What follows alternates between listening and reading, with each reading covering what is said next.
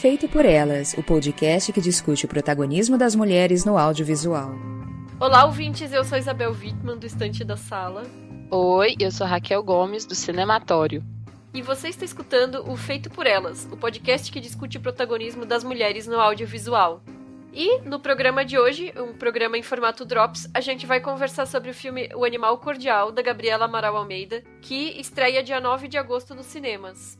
Lembrando, para quem estiver nos ouvindo, que a gente já conversou sobre 3 dos curtas dela, Uma Primavera, A Mão que Afaga e Estátua, no nosso primeiro programa de Dia das Bruxas, que vai ficar linkado aqui na postagem. E a Gabriela, ela se formou em comunicação em 2003 e fez mestrado em comunicação e cultura contemporâneas na Universidade Federal da Bahia, em que defendeu a dissertação intitulada As Duas Faces do Medo, um estudo dos mecanismos de produção de medo nos livros de Stephen King e nos filmes adaptados. Então ela já tem também um interesse até acadêmico na questão do terror e da transposição de mídia, né? Pesquisadora, né? Isso.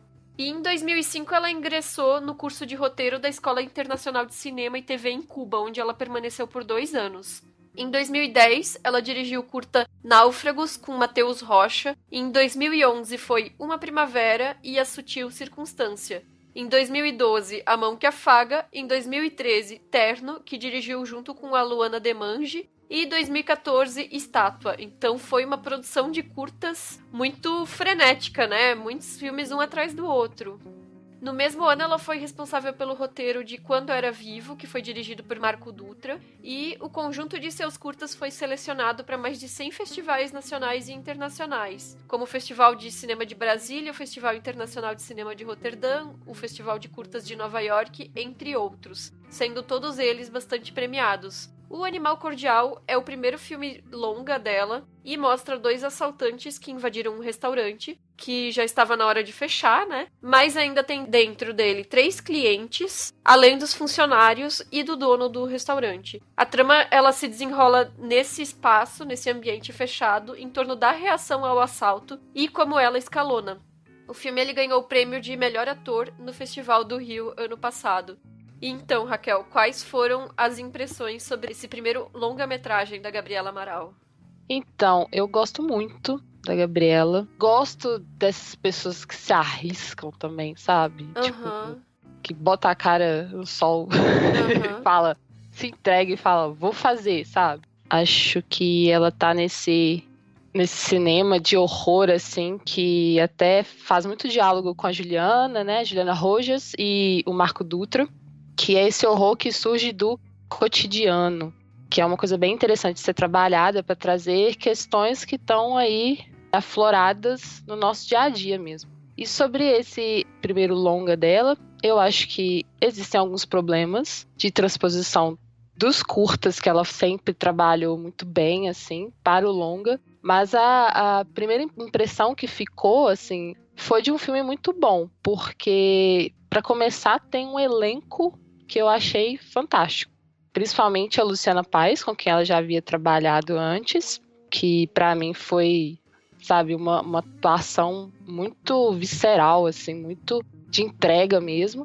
E o Murilo Benício também, que eu acho que é uma linha entre aquela coisa meio caricata que precisava pro personagem também, e ao mesmo tempo multifacetada, assim, que eu acho que ele conseguiu fazer bem.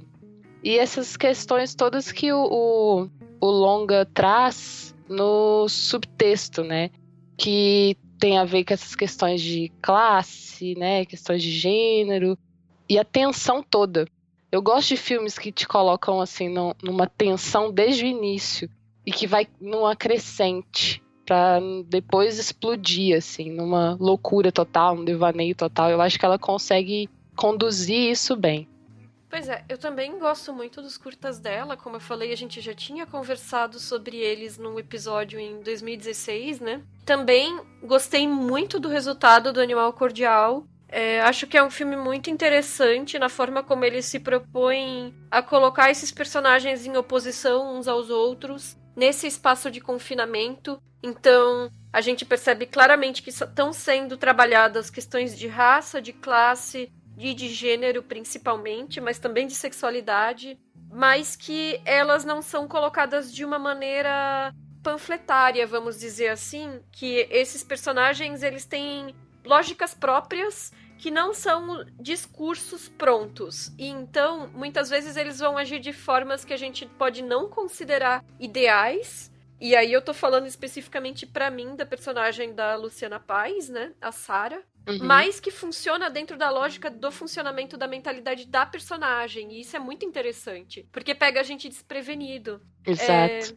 Eu também acho que, de alguma forma, a Gabriela talvez tenha tido um pouco de dificuldade nessa transposição dos curtas para os longas, porque o resultado final não é tão maravilhoso quanto os curtas dela. Mas ainda assim é um filme muito bom, né? Uma coisa que eu achei interessante que você mencionou é a questão da tensão. Porque pra mim, eu senti falta de o filme justamente ser mais tenso. Porque as ações elas escalonam, a violência ela aumenta, o gore ele aumenta, o sangue em cena se torna em quantidade maior. Mas em nenhum momento eu senti a tensão. Era como se as coisas... Em nenhum momento talvez seja um exagero, mas é como se as coisas fossem acontecendo e eu estivesse esperando por elas. Eu não fiquei na borda da cadeira sem conseguir respirar, sabe? Eu fiquei esperando a própria ação de violência se desencadear. Parece que era algo que já era perceptível que ia acontecer dessa forma, sabe? Então, desde o início, assim, eu acho que pelas relações, né, que se estabelecem ali no filme, eu senti essa tensão exatamente por isso, assim, porque você vê que são pessoas que parece que estão reprimidas e que a qualquer momento vão explodir de alguma forma. Porque tem todo aquele problema, né, funcionário-patrão, tem aquela relação também com os clientes. Então, essa coisa, patrão, funcionário, cliente, tudo como se fossem, todos como se estivessem usando máscaras, assim. E aí, por estarem nessa situação de como se estivessem interpretando, né, para cada uma dessas pessoas, assim, ali naquelas posições, eu me senti tensa por isso, assim, aquela coisa de esperar que alguma treta vai surgir, mas não saber exatamente o quê. E eu acho que, nesse sentido, é importante não ter muita informação sobre o filme antes. Eu não tinha nenhuma informação, eu não tinha visto trailer, não tinha lido sobre ele, eu só sabia que era um filme que já haviam comentado ser um slasher, né? Mas eu não sabia de qual a situação, enfim, eu não tinha muitas informações. Então, eu acho isso importante para criar essa tensão. Porque Sim. Você sente que vai dar uma treta. Isso é fato. Porque vai dar alguma treta, mas você não sabe muito bem, desde que você não tenha, né, muitas informações anteriores, você não sabe muito bem de onde vai surgir isso e como. E aí, eu gosto exatamente dessa questão das máscaras, de como todos ali estão se vestindo de alguma coisa para estarem ali, naquelas Sim. posições, né? E representando algo muito maior, né? Que a gente pode discutir, assim, algo muito maior na sociedade brasileira mesmo. E nesse sentido das máscaras, eu acho muito interessante a forma como ela trabalhou o espelho naquele banheiro diminuto, né? Do restaurante. Um espelho que em determinado momento aparece quebrado. E é o espelho onde as pessoas se realinham em relação às suas máscaras. Então, quando a pessoa precisa respirar para se colocar novamente em um papel que ela precisa representar naquele lugar, é o espelho que tem papel principal ali, né? Eu achei incrível a forma como foi trabalhado. Inclusive, me lembrou bastante o Psicopata Americano da Mary Harron nesse sentido. Não só o espelho, mas como toda a direção de arte, né? A cozinha como esse espaço contido, até apertado para todas aquelas pessoas trabalharem. A pouca iluminação no salão, o corredor com aquelas paredes vermelhas, então também tem uma influência do cinema giallo italiano, né? Uhum. Sim, acho que ela trabalhou bem essa questão, tanto das referências, quanto dos espaços, quanto realmente os atores. A direção de ator nesse filme é um negócio impressionante também. Impressionante, assim. E uma coisa também que chama atenção são os planos de detalhe, né? Que também traz essa dimensão de terror desde o início, assim, como se fosse as sutilezas, né? Os copos de vidro sendo lavados, as facas, até mesmo nos créditos já tem, né, umas informações assim de que aquilo ali vai ser aterrorizante. E como eu havia mencionado, assim, a direção de atores é uma coisa a se destacar mesmo, assim, porque pra mim estão todos bem. Não tem nenhum que eu diria assim, e esse aqui ficou estranho, ficou deslocado. Não, estão todos bem em cada um dos personagens, né? É verdade. Um destaque também é a trilha sonora, porque eu acho que foi muito bem utilizada essa questão do sintetizador. Além de evocar todo um imaginário, assim, até dos anos 80, tem essa coisa da artificialidade, que está muito relacionada à questão das máscaras, a questão do quanto que aquelas pessoas são artificiais em seus papéis ali. Então eu achei muito interessante.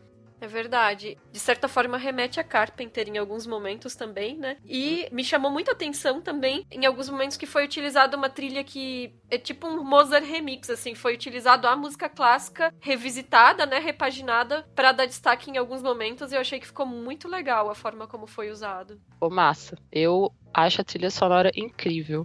A gente entrevistou a Gabriela Amaral e agora vocês vão poder ouvir a entrevista com ela. Gabriela Amaral, que é incrível. Amo ouvi-la falando de cinema, gente. Aproveitem. Ontem na coletiva de imprensa, você tinha mencionado que a cordialidade é a máscara do brasileiro, né? Uhum. Então, como que você pega esse conceito e como que isso se relaciona com a própria forma como o filme foi concebido? É uma pergunta bem interessante.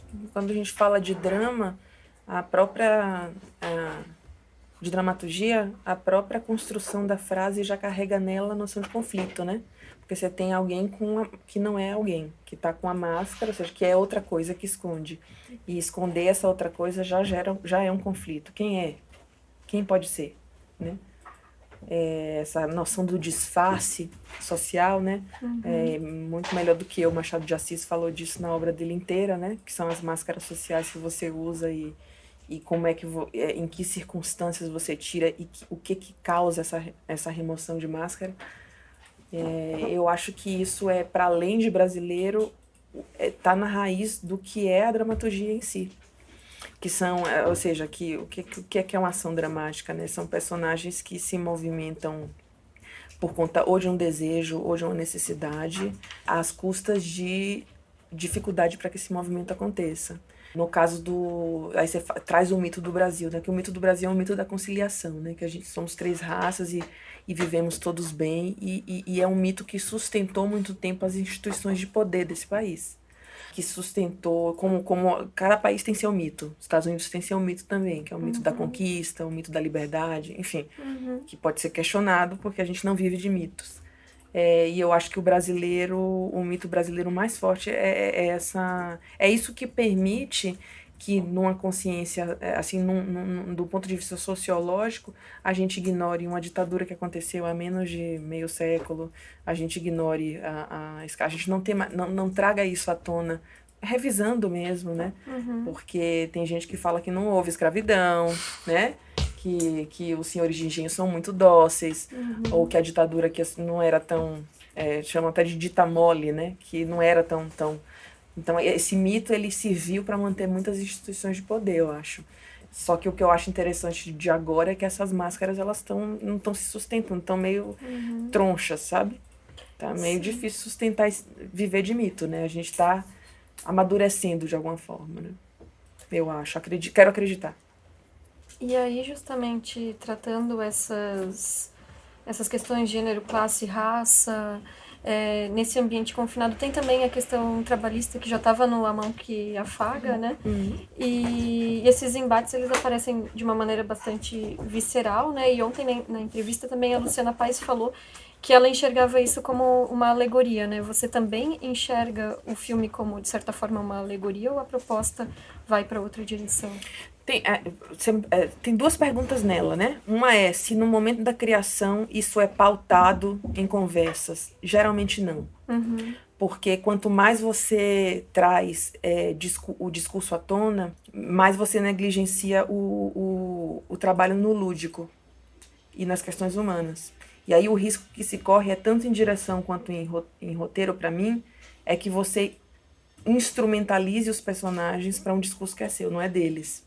Como os personagens eles estão numa jornada para descobrir algo sobre si, essencialmente, essa hiperconsciência do narrador não pode ir para eles. Então é um exercício, é óbvio que eu sou consciente de tudo isso que está acontecendo, mas no exercício de criação há uma certa, como é que eu posso dizer, uma certa liberdade para brincar com os embates, né, que são humanos antes de serem contextuais. A prova disso é que quando eu levo esse filme para fora, ele é recebido na mesma temperatura que aqui, mesmo que aqui a gente tenha esse texto extra. Porque as questões que estão levando aqueles personagens ao embate são questões humanas. E que elas podiam estar... eu acho que elas ainda não... Elas não têm que é o papel dos mitos, né, da narrativa oral, enfim, que é encenar o que a gente... coisas para qual a filosofia não tem resposta. São paixões que te tiram do prumo, que fazem você cometer um assassinato, ou a vontade de ser reconhecido, a vontade de... né, a soberba, que mais? O ressentimento. São questões humanas que movem esses personagens, que obviamente estão dentro do nosso contexto, porque a maneira como eu aprendi a ver a vida foi no Brasil, eu fui criada no Brasil. Então todas essas relações se deslindavam na minha frente diariamente, desde que eu me entendo por gente. Né? Então cabe a quem expressa, quem interpreta a vida artisticamente, traduzir isso para um texto, ou para uma pintura, ou para uma música, enfim. Mas eu acho que no momento criativo, o humano é o que me conduz, meu leme, sabe? Eu vou mais por esse caminho. E ontem você também falou uma coisa que eu achei muito legal, que é a questão do nosso arcabouço, da nossa gramática, né? E aí, falando no sentido do terror, que porão, neve, babysitter não faz parte da gramática brasileira, né? E a gente tem que trabalhar para compor ela, né? E aí, pensando nessas referências que você traz e o fato de que essa monografia e a dissertação são sobre a obra do Stephen King e as adaptações para o cinema, né? E você também citou o Diallo, Hitchcock, Ford, né? Como é que você mistura todas essas referências Eu não sei. Pra mim vai tudo pra um lugar. Não sei, não é uma coisa. Isso não é um corpus analítico, né? Não sei. Acho que a gente pode começar perguntando por que a construção dessas histórias toca a minha sensibilidade. Eu acho que é um caminho interessante. E eu acho que é porque essas histórias, elas não têm pudor de se constituir a partir dos dramas, do humano.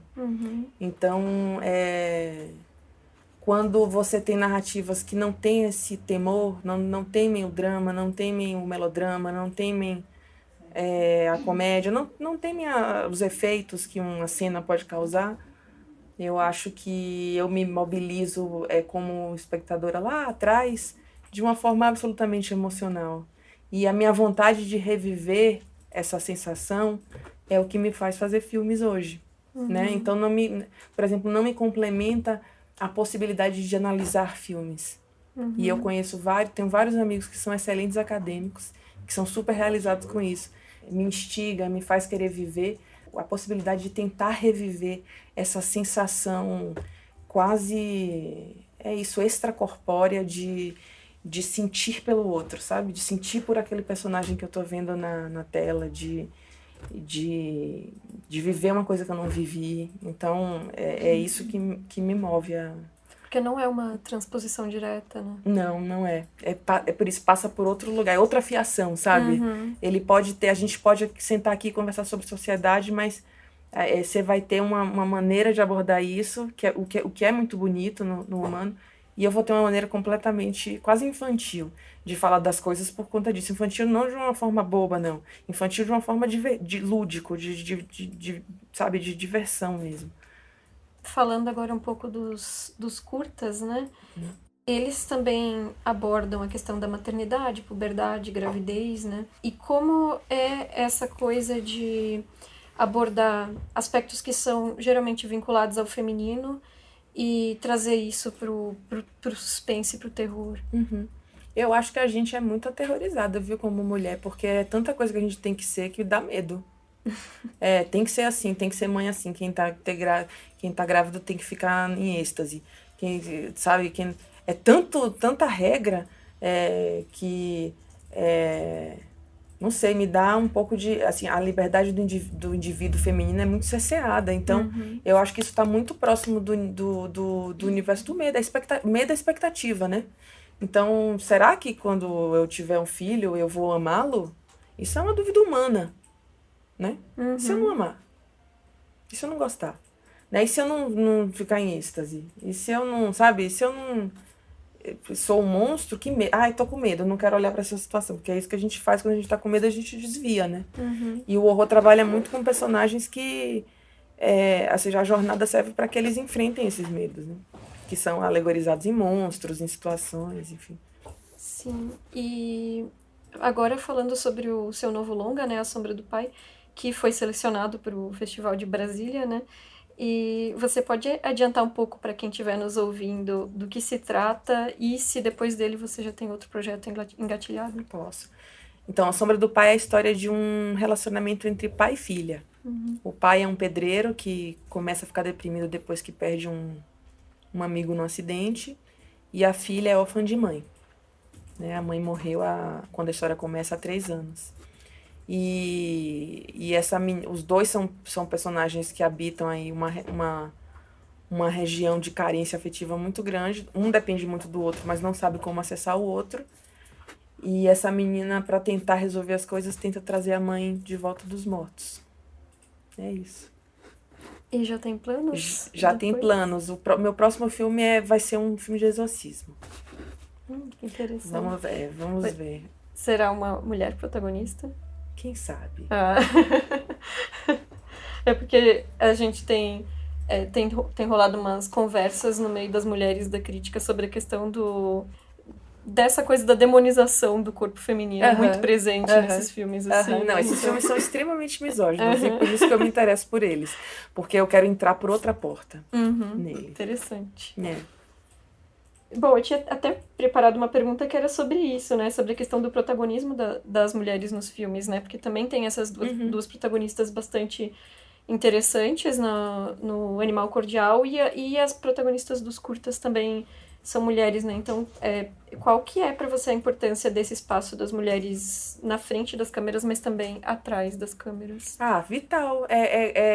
O ser humano ele é um prisma. Se a gente tiver o olhar só de um ponto, a gente perde todos os outros lados. Então, eu acho que é importante que ele seja visto e narrado por homens, por mulheres, cis, trans, sabe, de todos os lados. É prismático. Isso só enriquece a experiência de contar a história, né? Eu acho que só enriquece a compreensão do outro. Eu acho bastante positivo e necessário. Sim. E essa construção de feminilidades que são múltiplas, né? Como são as personagens no Animal Cordial que mostram diferentes formas de composição dessa feminilidade dentro do que é esperado na sociedade. Exatamente. Aí você já falou tudo. Adorei. E por fim, eu queria perguntar pra você, porque o nosso podcast é um podcast voltado para o cinema realizado por mulheres. Maravilhoso. Então, eu queria perguntar se você tem algum filme ou uma filmografia de alguma diretora em específico que gostaria de recomendar para os ouvintes. Eu tava até falando outro dia, tem 2 filmes que eu gosto muito. Um de uma atriz francesa chamado Under the Skin, D'un Peu, que é da Marina Devan. Ela dirige e atua nesse filme. É um filme de uma mulher que, depois de sofrer um pequeno acidente doméstico e machucar a perna e não sentir dor, começa a se alimentar da própria carne. Então ou seja, uma autofagia. É uma reflexão bem interessante sobre o feminino, a nutrição do feminino, a dependência do corpo feminino de outros corpos. É bem interessante. E tá dentro da chave do gore. É bastante gráfico, é bastante pesado. E tem um filme chamado Always Shine, de Sofia, e não me lembro o sobrenome. Mas é um filme interessantíssimo também sobre a amizade feminina e os obstáculos dessa amizade. É um filme norte-americano pequenininho, independente, mas assim muito potente. E é com uma atriz chamada Mackenzie Davis. São 2 filmes que eu gosto muito, assim. Mackenzie Davis é ótima. Ela é ótima, né? Inclusive, agora eu me lembrei de mais uma questão, que é justamente essa questão da carne, né? Porque você falou desse under the skin, e tem uma questão que é essa crueza da forma como os corpos mortos são colocados e a ingestão da carne, que aparece um pouco ali no Animal Cordial, e tem a ver com uma certa relação... expressa um pouco a relação dos próprios personagens, né? E aí eu lembrei daquele filme, o Raw, Grave. Sim, sim. Que também coloca lá em paralelo com a puberdade, né? Aqui tem outra relação, né? Então, é proposital esse uso específico do consumo da carne, assim, como algo do grotesco? Não na ordem das coisas criadas. Eu acho que tem a ver mais com cadeia alimentar. E a cadeia alimentar é grotesca, né? A gente justifica... E eu não sou vegetariana, não cheguei nessa iluminação ainda, porque eu acho uma evolução, quem é. Mas eu acho que a gente, como ser humano pensante, podia dar uma revisada mesmo quanto à ingestão de outros seres, né? Porque a gente tem a condição de sair dessa cadeia alimentar mais fácil do que um leão, um tigre. Não somos um leão nem um tigre. Mas eu te confesso que não foi uma questão, não, que me veio assim como proposição de trabalho com o tema. Mas é bem interessante. Obrigada também. Você já viu esses filmes? Esses aqui ainda não. São bem interessantes. Interessantes. Já fica anotado e já fica a recomendação. Espero ter te ajudado. Bastante. Obrigada pela entrevista. Tá ótimo. Obrigada. Então, gente, o filme Animal Cordial entra em cartaz no dia 9 de agosto. Verifique se ele entrou em cartaz na sua cidade, tá? E não perca. Fora isso, qualquer comentário ou sugestão que vocês tiverem, mande um e-mail para o contato@feitoporelas.com.br ou deixe um comentário no nosso SoundCloud. Obrigada pela audiência e pelo apoio, e até o próximo programa. Beijo, gente. Tchau.